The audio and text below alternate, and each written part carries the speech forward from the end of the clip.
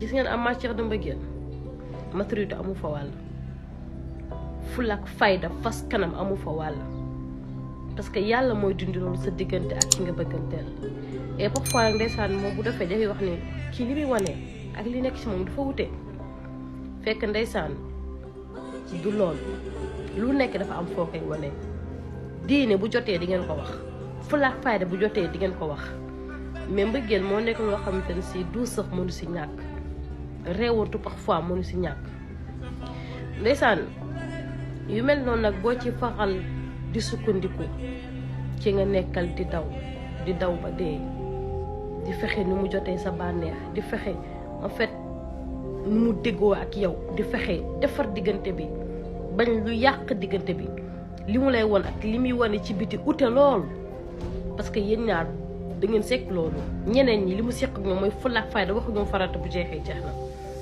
mais yow la sekkal yenn mbir yi soo ko jàppee dof wala nga ne lii daf ma yóbbu trop bis bu wanee ginnaaw wala bis bu xàddee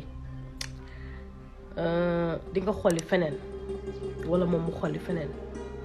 donc ma bëgg ci jàngale rek ni nit bu jëlee xolam jox la mënoo ko fay nit su la bëggee ngir yàlla mënoo ko fay nit su paree pour jàppale la mënoo ko fay ñaata nit ndeysaan ñoo fi nekk ak nit jàpp ne kii nekkal bëgg na leen fekk kii nekkal yemu leen fii demul ba di leen bëgg ci fen dong la ñu nekk di dund ci mensonge dong la ñu nekk di dund parce que jamono jii ni mbëggeel à 100% dootoo ko gisati dañuy naxante rek dañuy wax loo xamante ne si dax du ci dëgg itamit di diggante rek ci li ñuy diggante gëmuñu si dara kon nañu accepté ñi ñu bëggati yàlla tax nañ leen téye ñun aussi ak suñu fukki doxo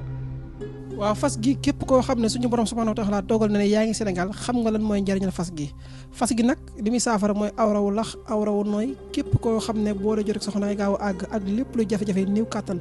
boo takkee fas gi tàggoog moom di ko tàmbalee feebar boo xam ne si jumbax la tàmbale ba si tànk yu metti muy ree muy lépp lu mën doon rek boo takkee fas gi tàggoog moom fas gi nag la ma ko yàgg a waxee ñett ñoo xam ne bokkuñu bu ñëwee ne ma sëriñ bi la ñu waxoon ci fas gi gisuñu ko ma bàyyee joxe fas gi te fas gi nekk na loo xam ne lu ñu garanti la képp koo xam ne jëflante nañ incha allah rabbi sa xol dina sedd si néew kàttan jërëjëf